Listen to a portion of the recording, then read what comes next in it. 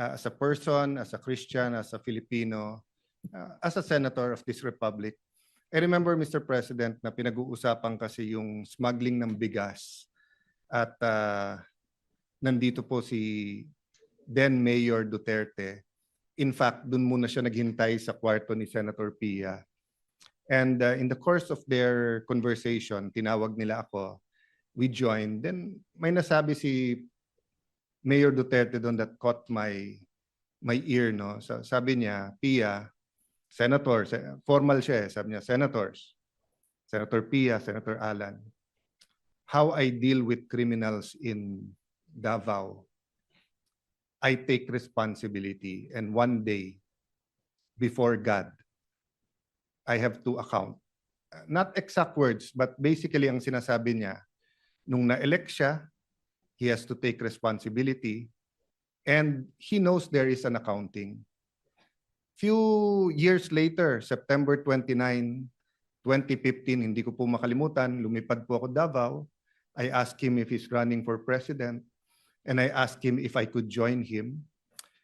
He took a piece of paper, he drew yung mga graduate ng PMA, police, and then pag nagiging colonel, nagiging militar, and then he started talking about corruption and how drugs corrupted the law enforcement, and then how it will spread sa judges, sa politicians, etc. No? Long story short, after that night, instead of asking him to run, sabi niya hindi siya tatakbo, or instead of asking him if I could run as his vice president, lumabas na lang sa bibig ko na if you run, I will be for you. If you choose me, I will campaign with you. If you don't choose me, I am now committed to you. And as we say, the rest is history. There's a lot of things that we have to account for. There's a lot of truths that have to be uncovered on the part of those who are pro-Duterte. There's a firm belief that it was to protect the human rights of all Filipinos, especially against the menace of drugs. On the side of some human rights activists, tingin nila this is some deranged maniac who just wants to kill everyone. So, yun yung extremes. But I remember, I think a year, 2 years ago, I met a pastor, nagkukwentuhan kami. Then he said a prayer, then he told me, you know, Alan, God wants you to know that Duterte is not as good as how his supporters describe him to be. But he is also not as bad as how his detractors want him to be or describe him to be. The point is, Mr. President, we can go back and forth about history, but the wheels of justice is moving, whether here in the country or in the ICC. Having said that, I know 3 things. 1, you are presumed innocent until you're proven guilty. And all human rights activists will say, yung tunay ha, hindi yung nagkukunwari na human rights activist. Ang sasabihin po, yung humanitarian treatment. Meron po kasing nagsasabing human rights activist pero siya, bakit siya? Hindi niya binigyan ng due process at pinatay niya. I can't help but remember people like Rene Sagisag who stood tall here in the Senate na kahit anong baho nung kaso o nung issue, pagtingin niya dapat may magtanggol, pagtatanggol niya. Di ba? Kasi sabi niya, they deserve a lawyer. No matter how you think they're guilty, etc. So there are a lot of human rights activists we should and we can and we should pay tribute to. But my point is this, it is not against the tenets of human rights to allow any person, especially a former president of the country, to be under house arrest or to be under a country supervised under ICI, especially in the condition of President Duterte, who is 80 years old, who is, well, at least when he was brought there, was mentally strong. I don't really know how he is now. Pero, Mr. President, I mean, tayo, magkakasama tayo nung pandemic. You were Senate President, I was Speaker, Senate Majority Leader, was Majority Leader. Grabe po yung lungkot nung sa bahay, opisina ka lang. We were still holding office, pero can you imagine how President Duterte is coping now? So I'll oversimplify the resolution, and I know members of the Senate, especially the minority, will also speak. No, most of us here served with President Duterte, regardless whether we're always in agreement, disagreement with him. I wasn't always in agreement with him. No, but having said that, Mr. President, ang appeal lang po is humanitarian treatment, and ang appeal po is that we do it as a country. So first step ang Senate, but I'll use this podium to appeal to Malacanang, might disagree very much with the Dutertes now, with all his children or most of his children, with some of his grandchildren, with people who claim to be Duterte diehard supporters. But again, balik tayo sa humanitarian. Pag tinakpan natin yung pangalan o yung mukha niya at ganun yung sitwasyon, tutulong ba tayo o hindi? Di ba? So, I was looking for something to read the other night. Nabuksan ko po yung isang libro saying, hindi bago nung sinabi ng Panginoon Jesucristo, love your enemies, pray for them, pray for people who prosecute you. Sabi sa Leviticus pa lang, nandun na yon. So I guess part of our struggle as a people is, how to deal with each other when we disagree politically. And again, hindi ko po binababa yung temperature. Human rights is important. All these issues should be threshed out, and it will be threshed out in the ICC. Di ba? May ICI ka na dito, may ICC ka doon. So, but one thing we don't want to do, is to see the former president suffer as if it is a punishment when he has not been convicted. So, Mr. President, this is not only for him, but it is for us as a nation. I cannot imagine what the country will do if something, I don't want to say it, but if something happens with him in the detention center at wala man tayong ginawa. So I'd like to thank you, Mr. President, the Majority Leader. I'd like to thank our colleagues that we took this up today, but I'd like to appeal to the palace na pag-aralan din nila. Just on that humanitarian, huwag nyo nang pansinin lahat ng tumitira o nagsasabi sa inyo o sa politika. Ang punto dito, he's a citizen of our country, he's 80 years old, he needs medical attention, he needs his family, he needs people to talk to. So thank you for this opportunity, Mr. President, and may I defer naman to the Majority Leader who will also sponsor this measure. Thank you, Mr. President. Majority Leader. Thank you, Mr. President. May I be allowed to just co-sponsor the measure? If I may. Proceed. Thank you, Mr. President. Mr. President, yung akin dito hindi politika. Hindi na politika po. Whether I'm administration or on the other side, I'm for the country. You know that. I'm for the Senate. I believe in the Senate. And I believe the leaders of the Senate, the leadership of the Senate, and of course the leaders of our country. We want our country to move forward. But out of humanitarian concerns, I have a father, Mr. President, who's 85 years old. He might be listening right now, as a matter of fact. And as 85 years old, he has to be assisted. Because once you're over 80 years old, po, your balance, you have a problem with your balance. I see that with my father and my mother that has to be assisted. She's 82. Mr. President, yung tatay ko may medyo hindi na early stage dementia kasi minsan nakakalimot na rin siya sa mga anak niya. At talagang pag ganun ang stage, pati gamot nakakalimutan niya.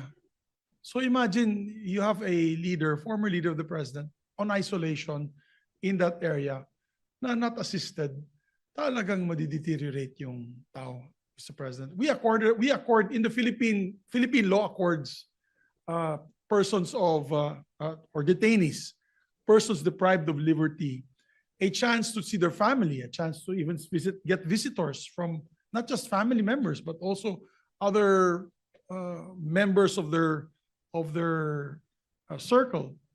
I remember also former President Joseph Estrada was given hospital arrest, and he was also given he was accorded certain liberties even when he was arrested.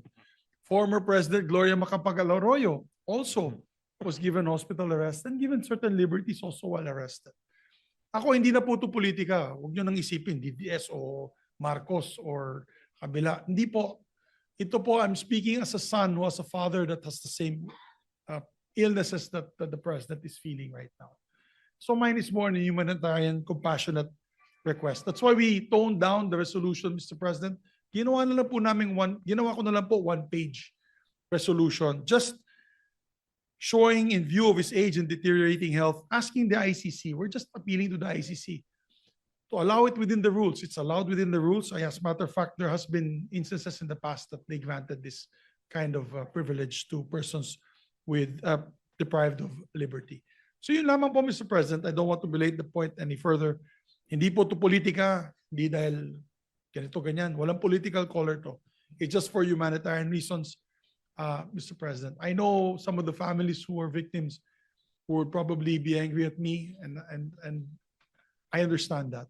Pero yung akin siguro, if the position was done on anybody, sabi nga ni Senator Alan, may it be anyone, as a Filipino citizen, deprived of liberty abroad, we always grant help that we can.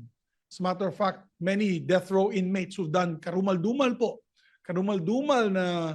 na krimen sa ibang bansa na Pilipino ay binibigyan po natin ng legal assistance, and also we try to push for their clemency. As a matter of fact, marami pong binigyan ng clemency in Middle East countries requested by the President. So yun lamang po, Mr. President, and maraming salamat sa ating mga kapatid na nakikinig po sa akin na yun.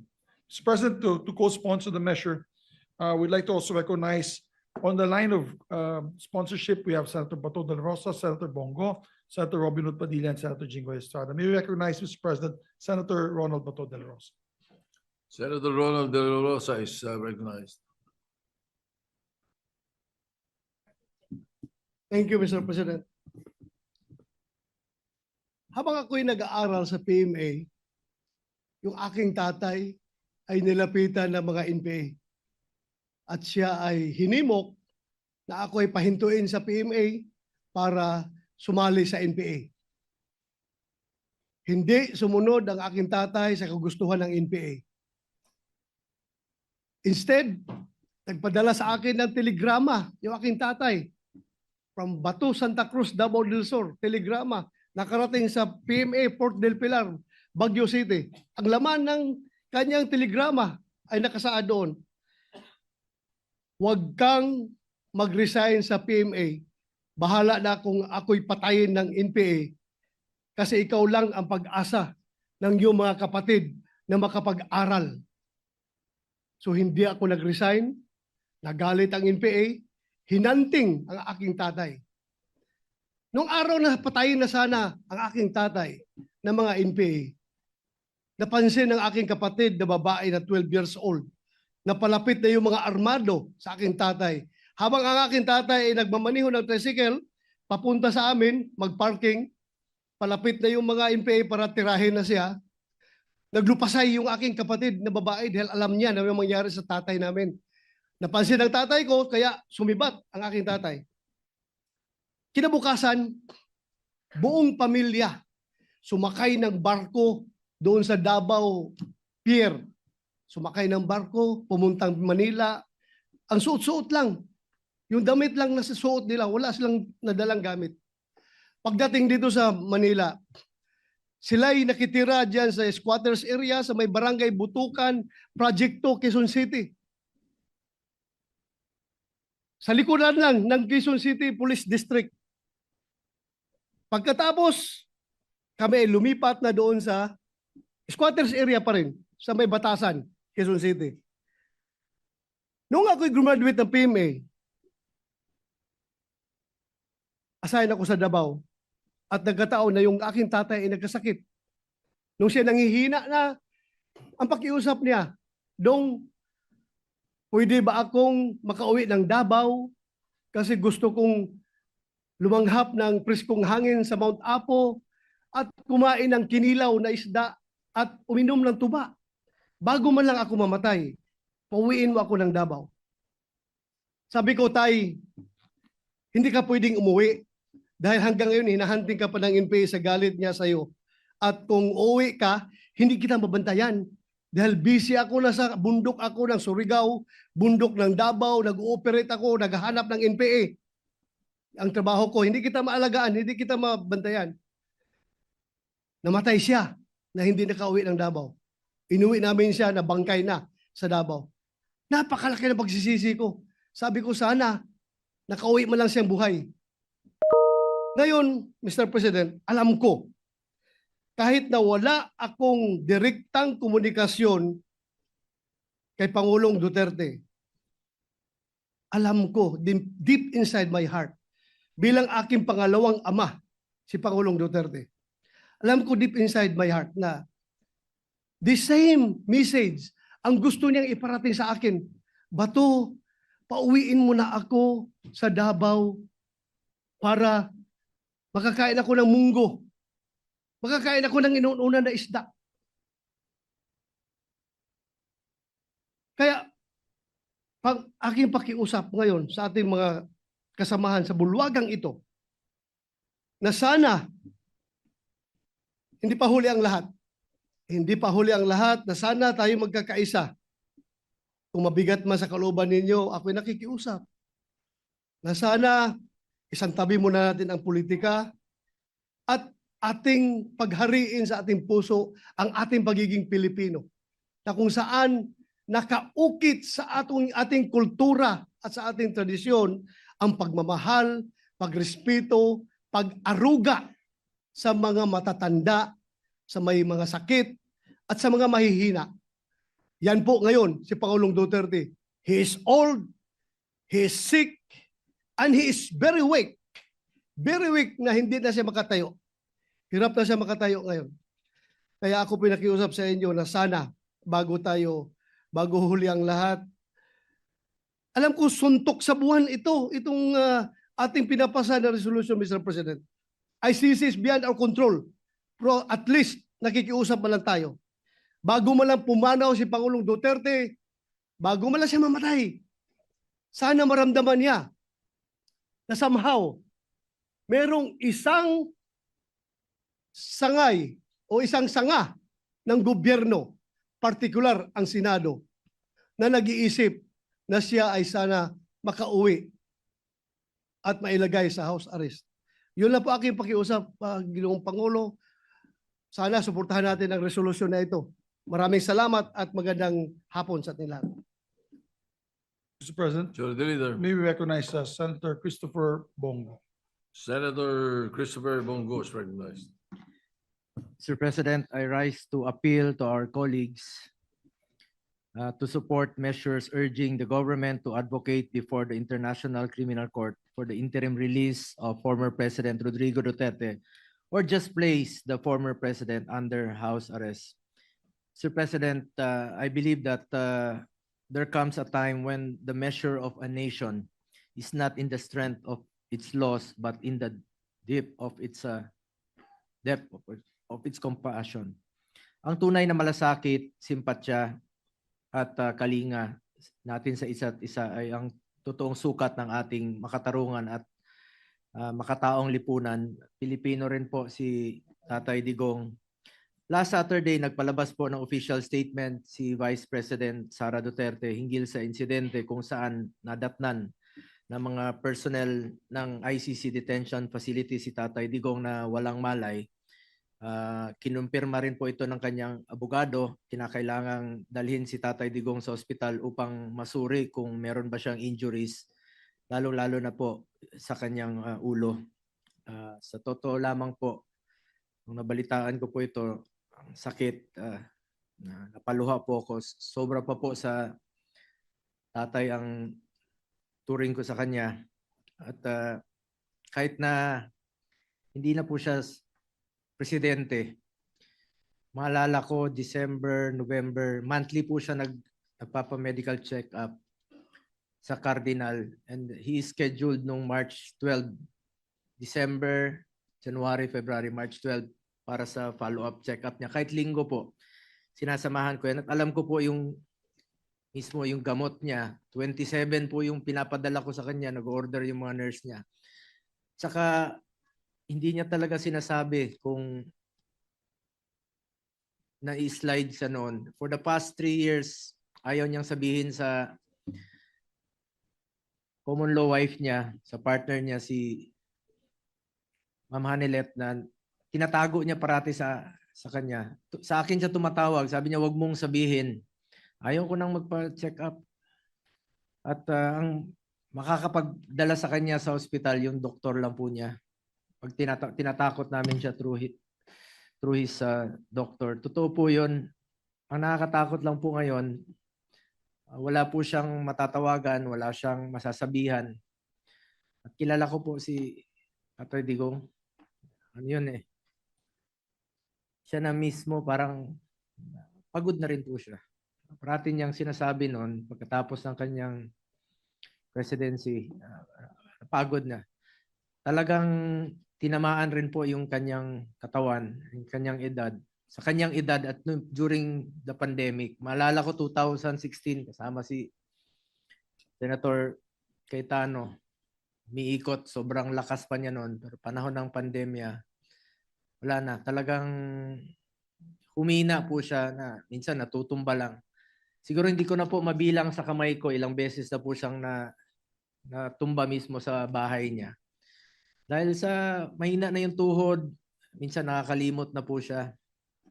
Pilipino naman po si Tatay Digo. Masakit lang po sa akin dahil sa totoo lang, sobra pa po sa tatay ang turing ko sa kanya. Mas nakakasama ko po siya for the past 25 years kesa sa totoo kong tatay. Totoong tatay ko, 5 taon ko hindi nakikita. Tatay Digong, 350 out of 365 days. Nakakasama ko siya until 2022 dahil tapos na po ko yung termino niya at may trabaho naman po ako dito sa Senado. Ang nakakalungkot po dito, baka God forbid, meron pang mas malalang mangyari sa susunod sa kanya. Mas nakakatakot po yun kung doon po mangyari ito sa ibang bansa.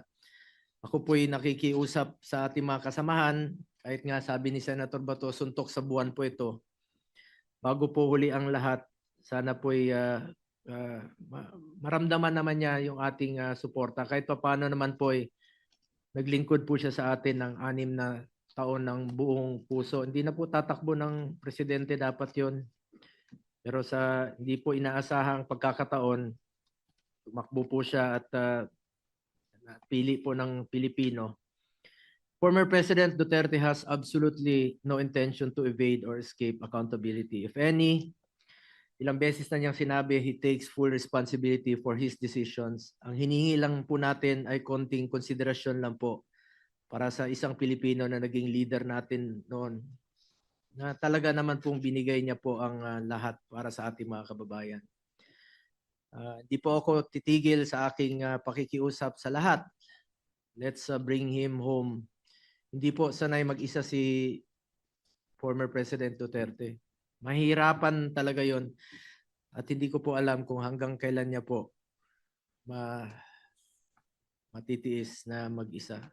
2 araw lang, naghahanap ng kausap yon, naghahanap ng mapupuntahan. Sana po magkaisa po ang Pilipino. Sana po wag nating ipagkait kay Pangulong Duterte ang karapatang dito na po tumanda sa atin. Sana po ay matuldukan na po ang pagkawatak-watak nating mga Pilipino. Ang gulo na po ng ating bayan, mas lalong gugulo po kung merong mangyari sa kanya. Once again, I'm appealing to our colleagues to support and call for the house arrest of former President Duterte. Kung ano man pong pwede nating maitulong sa kanya bago huli na po ang lahat. Maraming salamat po, Mr. President. Majority Leader. Thank you, Mr. President. Next to sponsor the measure, Senator Robin Hood Padilla, Mr. President. Senator Robin Padilla is recognized. Maraming salamat po, Ginoong Pangulo, at sa ating pinunong mayorya. Una po sa lahat, gusto ko rin po magpasalamat sa mga senador na nagbigay po sa amin ng lakas loob upang ilapit po sa inyo itong usapin na ito. Alam niyo po, mga kasama, ang pagkakakilala ko po kay Tatay Digong. Kaya po siya ay aking iniidolo. Ito pong taong ito ay matapang na tao. Nasa kanya po lahat ang katangian. Parang isang katulad ko ay sumaludo.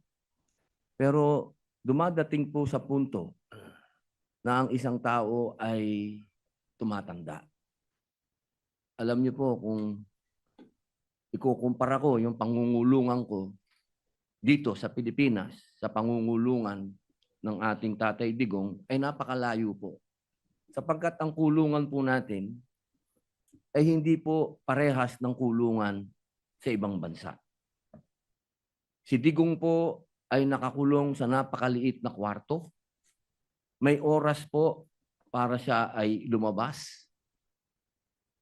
Halos buong araw siya po ay nasa loob ng kwarto na yan na meron lang pong maliit na butas kung saan po inaabot ang kanyang pagkain.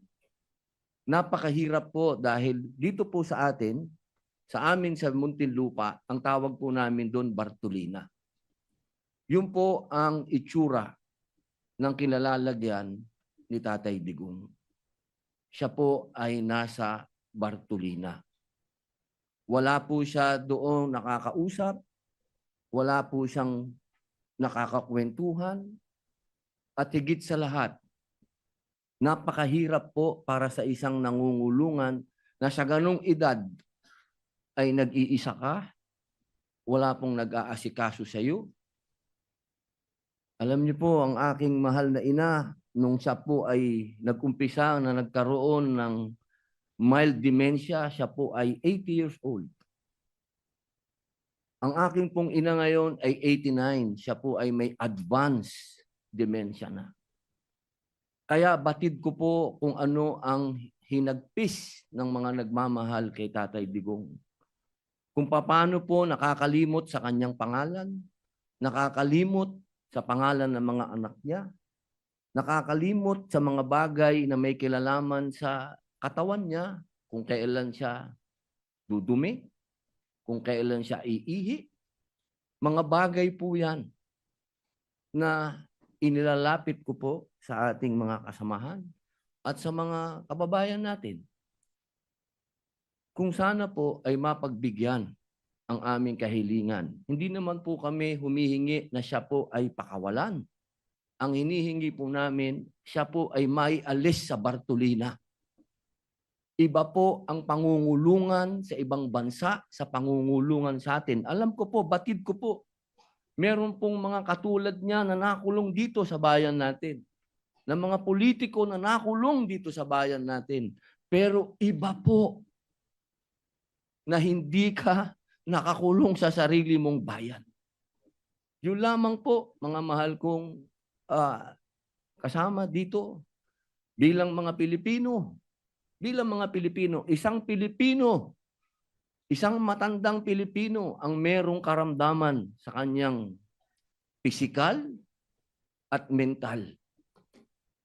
Siguro po sa ating mga ugaling revolusyonaryo sa pagkakataong ito, kailangan tayong bumangon at sagipin natin ang ating kababayan. Yun lamang po, maraming salamat. Majority Leader. Thank you, Mr. President. Next to sponsor the measures, no other than Senator Amy Marcos, Mr. President.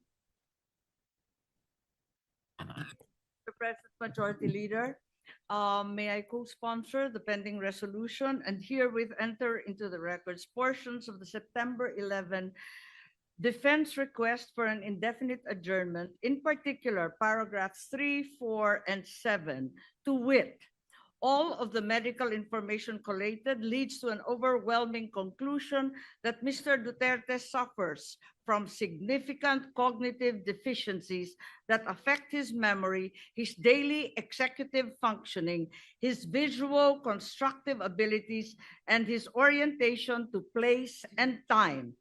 This is concluded simultaneously by a neuropsychologist instructed by the medical officer of the ICC Detention Center at the specific request of the registrar. And for this reason, the medical data presented to the pretrial chamber is neither partisan nor self-serving. For the reasons cited above, Therefore, I seek your kind humanitarian consideration and a sense of judicial mercy, and urge that we plead for house arrest. Thank you. Thank you, Mr. President. Mr. President, Yes, Majority Leader. next to sponsor, Senator Jinggoy Ejercito Estrada. Mr. President. Senator Jingo Estrada is recognized. Thank you, Mr. President. Mr. President, I would like to associate myself with the sponsorship speeches of our colleagues and express my full support on proposed Senate Resolution number 144, expressing the sense of this chamber to request the International Criminal Court to hold former President Duterte under house arrest rather than in a detention facility, to uphold the principles of humanity, respective of political interest or other gains. Ginong Pangulo, hindi may kakaila na si dating Pangulong Duterte sa kabila ng mga kontrobersiyang bumabalot sa kanyang administrasyon ay naglingkod sa bayan sa loob ng maraming taon bilang mayor, vice mayor, congressman at bilang kalabing-anim na Pangulo ng ating bansa. Naunawaan ko na may iba't ibang pananaw ang bawat isa sa atin dito hinggil sa naging pamumuno ng dating Pangulo. Gayunpaman, hinihingi ng pagkakataon ang habag at pagpapairal ng konsiderasyon sa lumalalang kalagayan ng kanyang kalusugan. Likas sa ating mga Pilipino ang mataas na pagpapahalaga at paggalang sa mga nakakatanda. Sila na mga tagapag-ingat ng karunungan, kasaysayan at tradisyon ng ating pamilya. At gaya ng karamihan na nasa dapit hapon na ng kanilang buhay sa edad na 80 anyos, hindi na siya ang leader na kinamulatan natin ilang taon na nakaraan, matatag sa likod ng pulpito ng kapangyarihan. Bagkus, isa na siya ngayon na ordinaryong ama, lolo at kapwa mamamayan na humaharap sa pinakamabigat na hamon ng kanyang buhay, na higit pang pinabigat ng katandaan at karamdaman. Kaya't hinihiling ko sa aking mga kasamahan, ilang mga senador ng sambayan ng Pilipino, kasama na rin ang ating mga kasamahan na sila Senator Risa, Senator Kiko, Senator Bam, na pairalin natin ang pag-unawa, pagbibigay halaga sa kalusugan at dignidad na nakatatanda, lalo na may dinadalang karamdaman.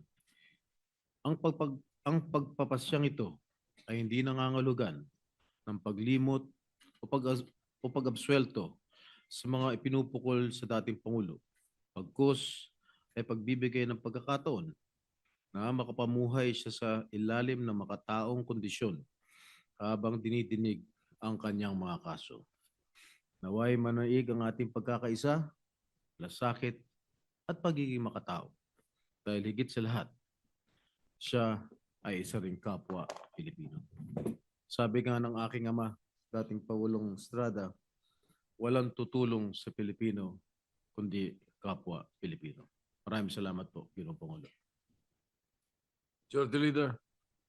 Thank you, Mr. President. Last but not least, to sponsor the measure, Senator Rodante Marcoleta. Senator Dante Marcoleta is recognized.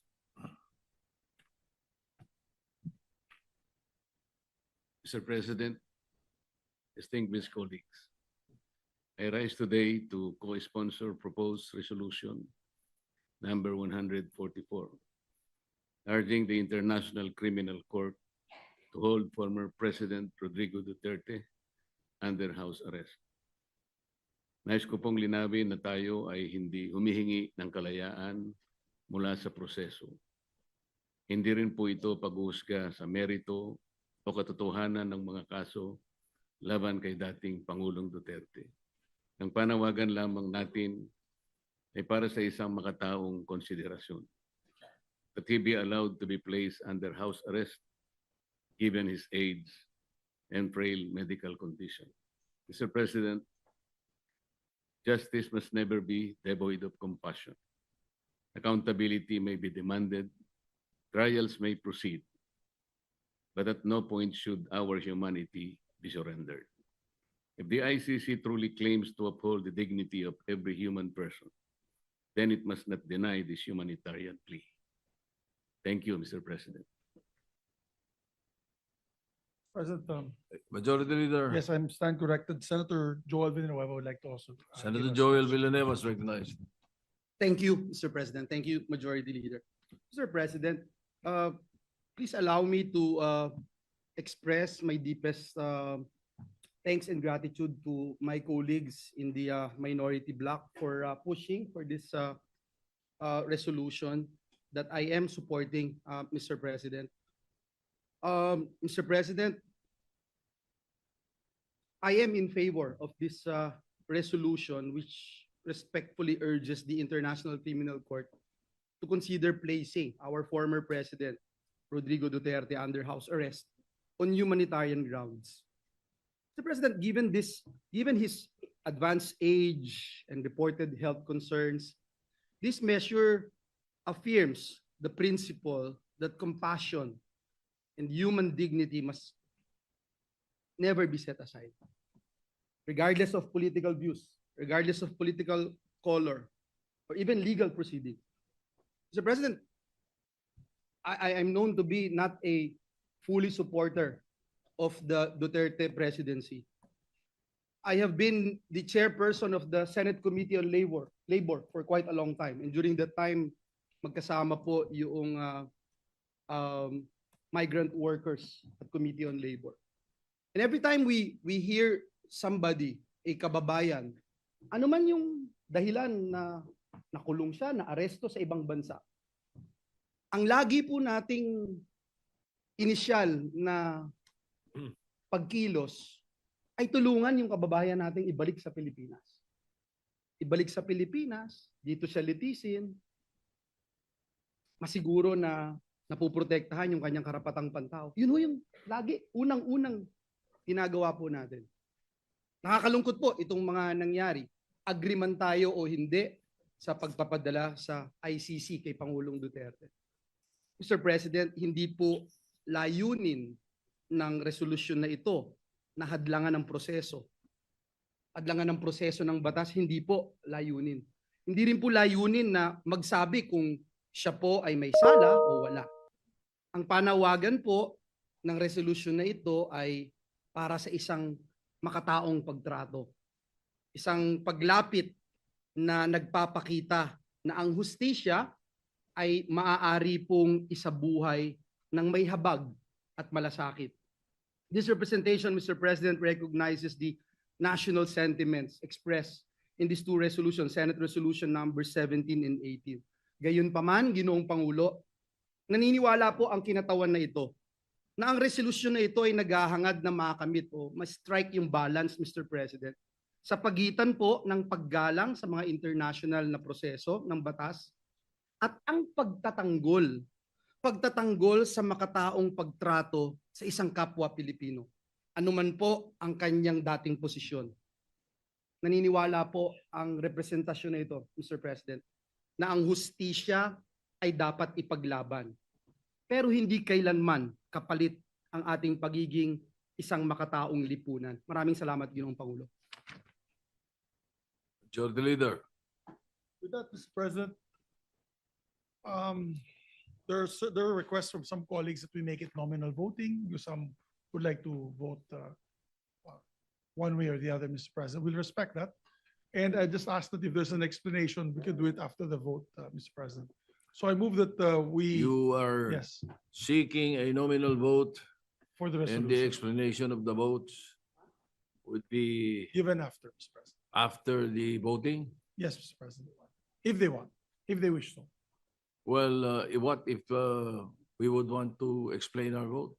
You before- may, Mr. President. It's, of course, it was just an appeal, but you may. Usually, by tradition, we do it after, but if you want to do it while you vote, Mr. President, then we will, of course. Sometimes the accede vote to that the we make, President. because sometimes the vote that we make, the explanation is no longer listened to. Yes, Mr. you President. know? I understand. So that might be able to Yes, Mr. President. explain to the people, the public and the colleagues why you are voting for that particular or your choice or decision on this vote. Yes, Mr. President. So is there no period of interpellation? No more in period of amendments? No more, Mr. President. So this is the PS Resolution 144 President. which you drafted Yes, and Mr. President. different from the other resolution, the original Yes, resolution Mr. filed? President. This is for me, this would have been the best compromise, where we're focusing only on the humanitarian issue at hand, Mr. President. All right. So move. So any objection? Hearing none, the secretary will conduct a roll call, nominal voting, roll call vote. Roll call vote. Senator Aquino. Senator Cayetano Alan. Senator Cayetano Pia. Senator De La Rosa.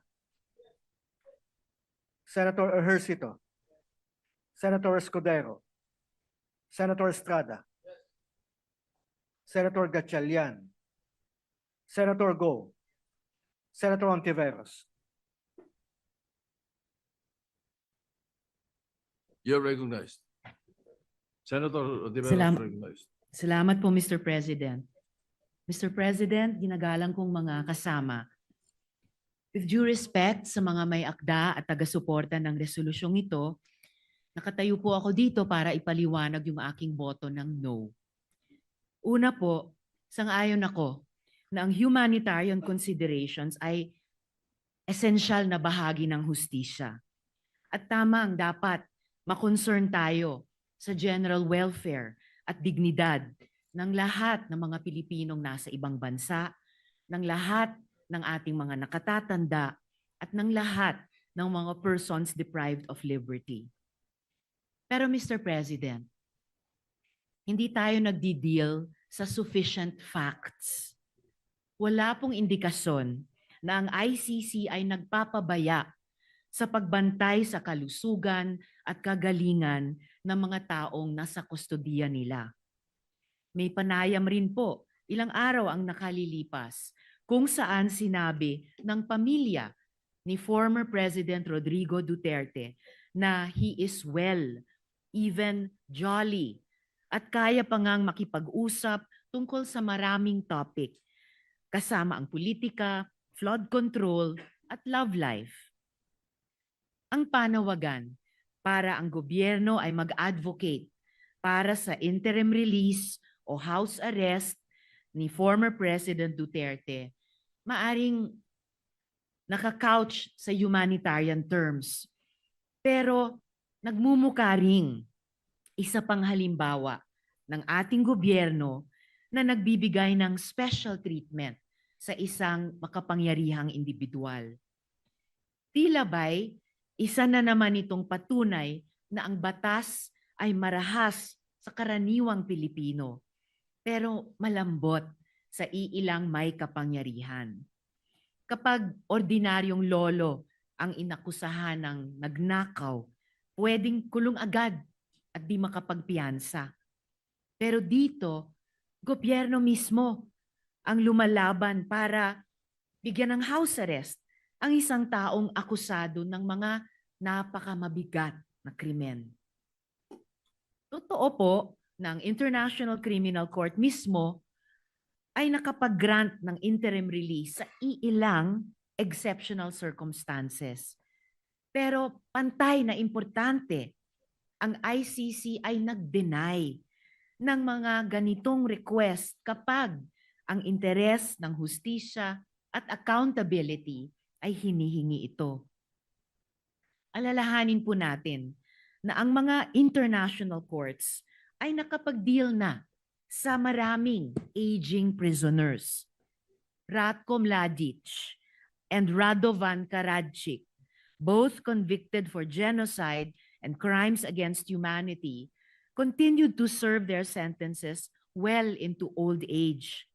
And in fact, just this year, Mr. Mladic asked to be released on humanitarian grounds, claiming that he only had a few months to live. the court still denied him, ruling that his medical condition did not meet the threshold of an acute terminal illness that would justify release. Their continued detention was not seen as inhumane because their crimes were too grave, too devastating to entire communities. Totoo naman, si dating Presidente Duterte ay hindi convicted. He stands accused pa lamang. Pero kahit sa kaso ng mga accused persons, nagpakita ang ICC ng pag-iingat. Laurent Gbagbo, the former president of Cote d'Ivoire, was denied interim release precisely because the vast network of supporters he commanded, which posed a risk to victims, witnesses, and to the integrity of the proceedings. Eventually, Gbagbo was acquitted. His day in court came, and he walked free, not because of an early release or house arrest, but because of a judgment. Si dating Presidente Duterte din ay pwede pang umasa sa ganoon. But the path there is through trial, not through early release or house arrest. Kung tunay ngang may sakit ang dating Pangulo, hindi ba't ang solusyon ay dalhin sila sa ospital sa The Hague, Netherlands, habang binibigyan ng angkop na tulong at suporta mula sa Philippine Embassy doon? Mga kasama, ang mga atrocities ng tinatawag na war on drugs ay hindi mga guni-guni lamang. Sila ay mga winasak na buhay ng libo-libong mga mahihirap na Pilipino. Sila ay mga hiyaw ng mga nanay at tatay na ang mga anak kailanman ay hindi na umuwi. Sila ay mga walang markang libingan at yung kultura ng impunity na hanggang ngayon nagmumulto sa ating lipunan. Hanggang sa araw na ito, yang mga pamilya ng mga biktima ay nagdedemand pa rin ng hustisya, katotohanan at accountability, habang patuloy din silang natatakot para sa kanilang mga buhay. Samantalang dito po tayo, nagsusulong ng humanitarian considerations para sa individual na mismong akusado ng mga krimen laban sa kanila at laban sa humanity. Noong 2016, sinabi ni Presidente Duterte na wala siyang pakialam sa human rights. At kahit iutos pa ang pagpatay, walang makakaaresto sa kanya. Immune siya dahil matanda na siya pagkatapos ng termino. Sabi niya, wala silang laban. Tama ba si Presidente Duterte? Ang resolusyong ito ang magiging sagot ng Senado sa tanong na iyan. Alang-alang sa pagrespeto sa hustisya, fairness, at alaala nung ang mga buhay nila ay ninakaw at winasak. Ipagpaumanhin niyo po, Mr. President at mga kasama, hindi ko po in good conscience masuportahan ang resolusyong ito. Bumoboto po ako ng no. Salamat po, Mr. President. Yes, proceed. Senator Lacson. Thank you, Mr. President. If only for purely humanitarian consideration and for a fellow Filipino who is incarcerated in a foreign land, hindi na po bale na siya ay tunuring kong kaibigan nung siya ay mayor pa ng Davao City. Hindi na po bale na kami nagkakasagutan madalas nung siya ay naging Pangulo sa mga isyu ng polisiya tungkol sa katiwalian, tungkol sa kanyang polisiya sa paglaban sa droga. Hindi na po bale lahat yun. Sa akin lang po, for a fellow Filipino na nando sa napakalayong lugar at nakakulong, I vote yes or in favor of resolution number 144. Thank you, Mr. President. Senator Lapid. Senator Legarda. Senator Marcoleta. Senator Marcos. Senator Padilla. Ginoong Pangulo, gusto ko lamang pong ipaliwanag ang aking boto kung bakit ako po'y bumoto ng oo, yes. Ako po'y isa sa mga nauna at nananatiling laging nasa The Hague. At marami po tayong nababalitaan doon, galing po sa mga Pilipino na nandun. Katulad po ng pagkabagok ng ating Tatay Digong. Ito po'y natagpuan na walang malay sa kanyang Bartolina at siya po ay nadala sa ospital at doon po ay alhamdulillah wala naman pong nakitang damage sa kanya. Pero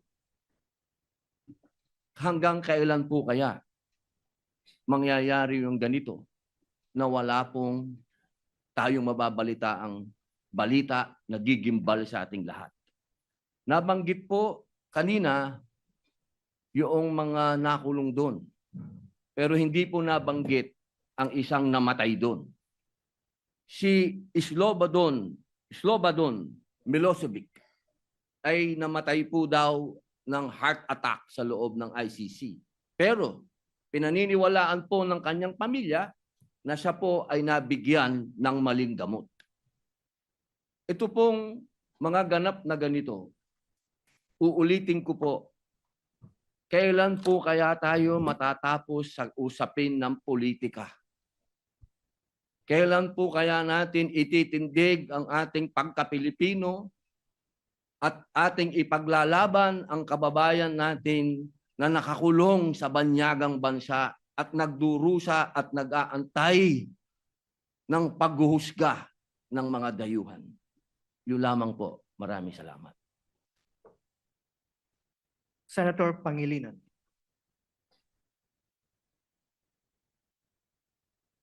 Ako po ay bumuboto ng no.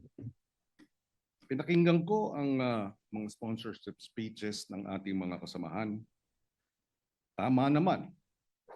May basehan para sa humanitarian consideration dahil may edad na. Hinihingi ng isang paraan para ma-house arrest. May basehan po ito base sa mga argumento na nabanggit kanina. Subalit,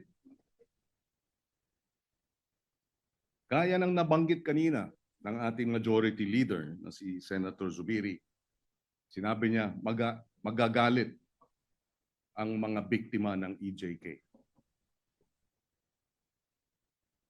Libo-libo ang pinatay. Libo-libo pa ang nawalan ng ama, ng ina, ng anak, na ang hiling ay hustisya.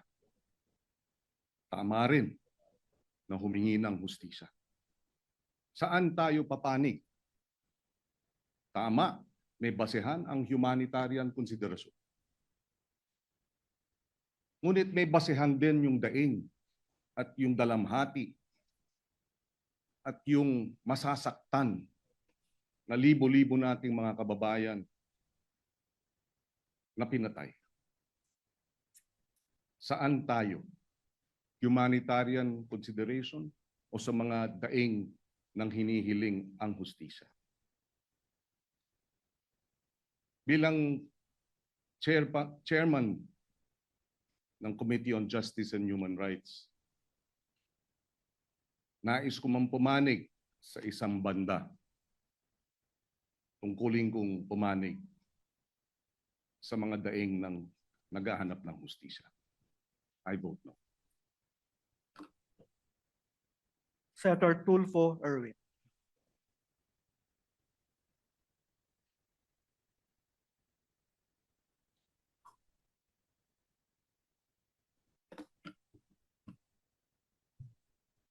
Mr. President, distinguished colleagues, and my countrymen,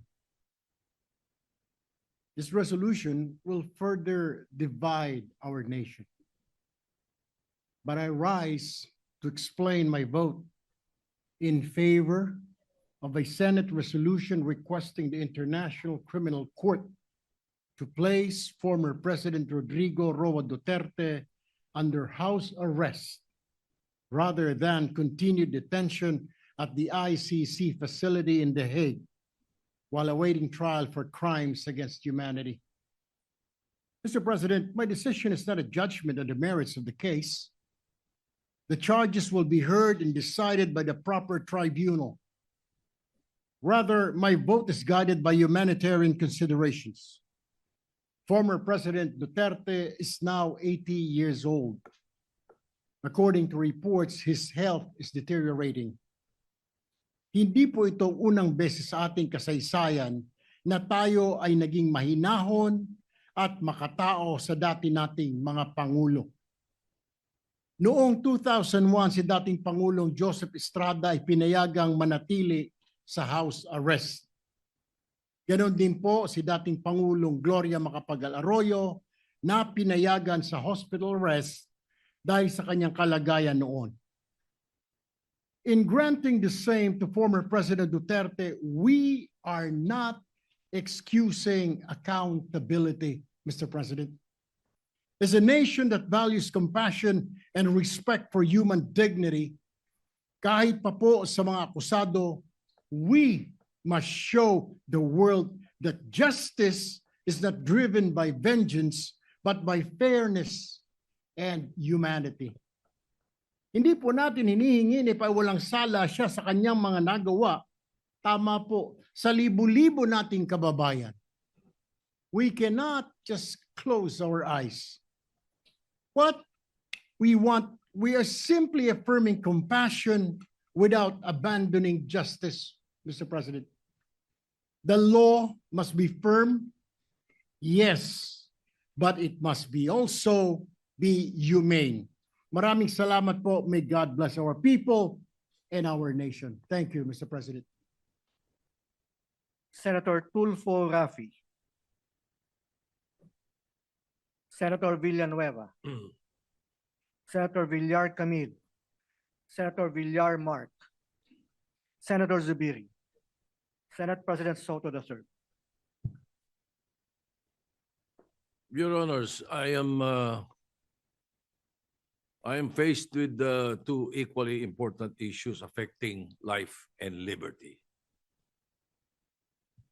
To afford PRRD with the optimal condition of his detention that will be beneficial for his physical and mental health, while taking into consideration the plight of the families who are seeking justice for the alleged crimes against humanity. I am supportive of any efforts to bring comfort to PRRD and to uplift his well-being during this crucial time. However, my choice or decision in my conscience might even help in further dividing the nation. Therefore, I register an abstention. Majority Leader. Thank you, Mr. President. Maybe we also recognize Senator Cayetano. We pass. Senator Cayetano is Mr. recognized. President, may I ask how my vote was recorded? Yeah, Sir President, may I record my vote as yes, and may I brief explanation, Mr. President? Go ahead. Yeah. First of all, Mr. President, again, with all due respect din sa mga nagsalita before us who opposed, yung resolution po na ito, kasama lahat ng resolution po na final ng iba't ibang mga miyembro ng Senado, are within the rules of the ICC. Linawin ko po yun kasi parang sinasabi, ito yung mga president, ito yung pwede, ito hindi pwede. Galing nung research nyo, pero ang magde-decide pa rin yan ICC. At ang basehan ng decision nila ay hindi yung presidents ng ibang mga membro kasi iba-iba yung sitwasyon natin sitwasyon ng mga accused. So yung rules. Pangalawa po, lahat ng resolution na final natin kasama kay Majority Leader is consistent with each and every human rights convention that the Philippines signed. So what I want to emphasize, Mr. President, is iba ang vengeance sa justice eh. Ang vengeance is an emotional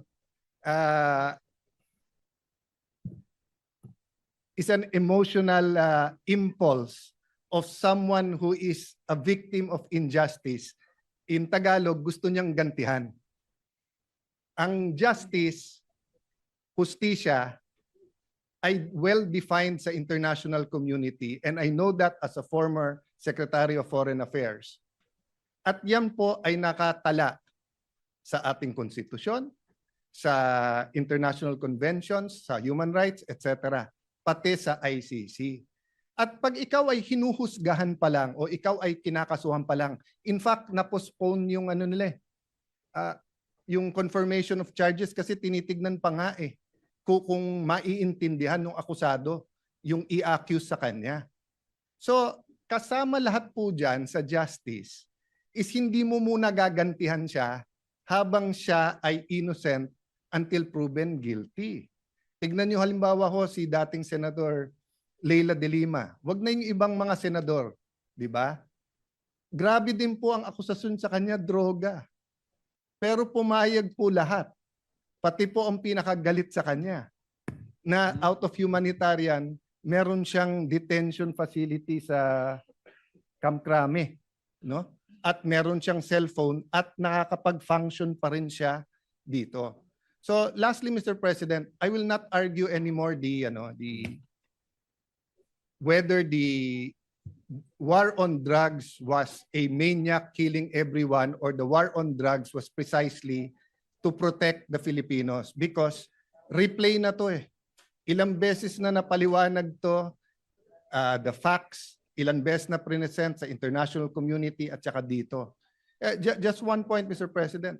Nung tinignan natin yung dami na namatay nung Aquino administration, ay sing dami nung namatay nung first 2 years nung Duterte administration. Except that during the Aquino administration, through Senator De Lima, pinalitan nila yung definition ng EJK. EJK, kapag yan ay labor union, yan ay human rights leader na napatay. Pero pag ordinaryong tao na napatay, hindi EJK. Biglang pagdating ni Duterte, lahat ng patay na hindi natural causes, EJK. Pero pag kinumpare mo, there was 13 to 16,000 every year in the Aquino and even before Aquino. So again, Mr. President, we're not here to debate that. History will judge. Precisely. Our courts here, the DOJ will that. I just have to reply, Mr. President, kasi nga it was brought up as if yun ang dinidebate natin. Ang dinidebate natin humanitarian. Humanitarian ay walang pakialam sa feelings ng mga posibleng biktima. Kasi ang hustisya po ay bulag. Ay nakatakip po yung mata para nga walang makita, no? So even if I was a victim of a crime here, no, at masakit na makita kong magpiyansa or may house arrest yung inaakusahan ko. Kung yun ang batas at pwede, hindi po dahilan na si Alan ayaw yun. So I vote yes, Mr. President, and I thank our colleagues for putting this on the floor. Thank you, Mr. President. If there is no objection, I will allow Senator Raffy Tulfo to vote because we gave the same we gave the same to the minority leader. Yes, of course. All right, Senator Raffy Tulfo, you're recognized. Mr. President, my dear colleagues, if we will use the reason as a humanitarian, that's why we have to put the former President Rodrigo Duterte under house arrest, I will vote yes. But it should be proven na meron po siyang sakit. Kasi yung po yung lumalabas sa balita na may sakit po siya, matanda na siya, hindi siya kumakain, hindi siya nakakatulog. Then if it's true, I'll cast my vote as yes. Pero without proof na yun nga talaga ang totoong pangyari, then I will abstain. Thank you, Mr. President. Is abstention. Abstention po ako. Thank you. Thank you, Mr. President. When we get the result of the vote, Mr. President. We have 15 affirmative votes, 3 negative votes, and 2 abstention, PSR Resolution 144 is hereby adopted. Thank you very much, Mr. President.